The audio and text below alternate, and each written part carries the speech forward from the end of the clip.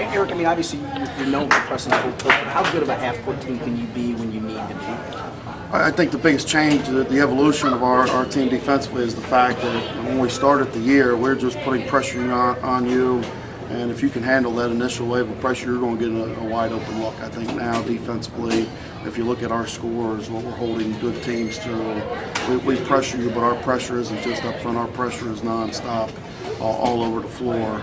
And you got Tony back there to erase the lane, when he can stay out of foul trouble. But I think that's been a big part of our improvement since the beginning of the season. I was just saying, well, what's changed in that regard? Is it just guys rotating better, getting back better? Is it just hunkering down better? It's time together and time on the floor. It's getting our football guys back. It's getting experience on the floor. It's younger guys figuring out the roles. We don't, people don't understand, we don't play your traditional man-to-man defense or zone defense that you learn from the third grade. You got to make reads. You're playing off of other guys. You got to cover for other guys, and it's nonstop movement. It takes a little while, for guys to get adjusted to that. But I think right now that's our calling card right now is our defense.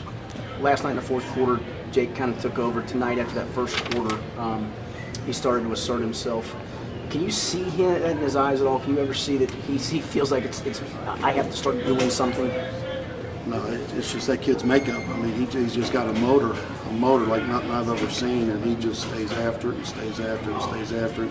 The difference from him last year to this year is that when it's not going well for him, he plays through it and he knows it's eventually going to fall. Where last year, I think he would lose confidence at times in games when he wasn't scoring early because we needed him to score so much. I think Tony and all the attention Tony attracts has lifted that burden off of Jake. And he just stays after it, and he's such a competitor. Like I said, like I told you last night, like nobody I've ever seen. You mentioned that duo, Tony and Jake. How good are they? I mean, as far as you coached or in the state?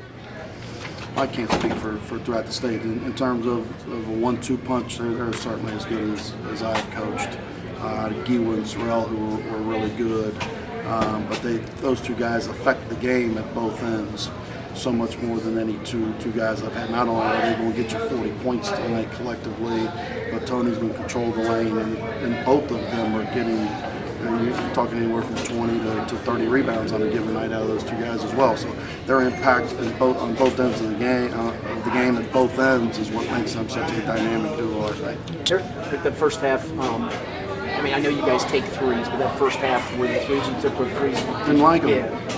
We keep talking about it. And we fall into the trap sometimes because the pace that we play at, threes are available, and I keep trying to explain to them that when we are more patient and we work inside out through our collective strength, which is Campbell and Berger attacking the basket, that the threes that we can get later as the other team adjusts to take that away, we can make those.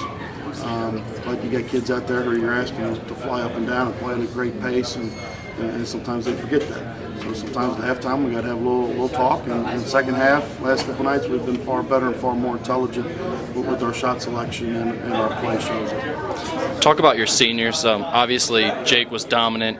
I felt Travis stepped up and hit some really big shots. And then even Kyle, when Tony goes out, he steps up and really does a good job in the post against Sawyer Williams. A big change with us, again, as we talk about our team improving, even when we're winning games. One thing that has really improved now in the last few weeks, and I think you really saw it last week with the All-A tournament, is those stretches where Tony's on the bench in foul trouble. We are holding our own, especially at the defensive end. We found some things offensively, especially to highlight Berger with Tony out, but defensively, Kyle Fuller comes in and just he's such a tenacious defender at 6'1", and everybody knows they have to help rebound when Tony's not in the game. And Travis Thompson, in the last, I'd say, probably 2.5, 3 weeks, has become a point guard. He is running the show, whereas before he was dribbling the ball up as fast as he could and passing it. Right now he is running the show, and he has command of our offense, and it's been tremendous growth.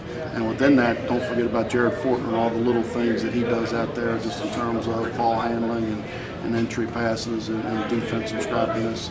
Those guys are certainly the unsung heroes of the group.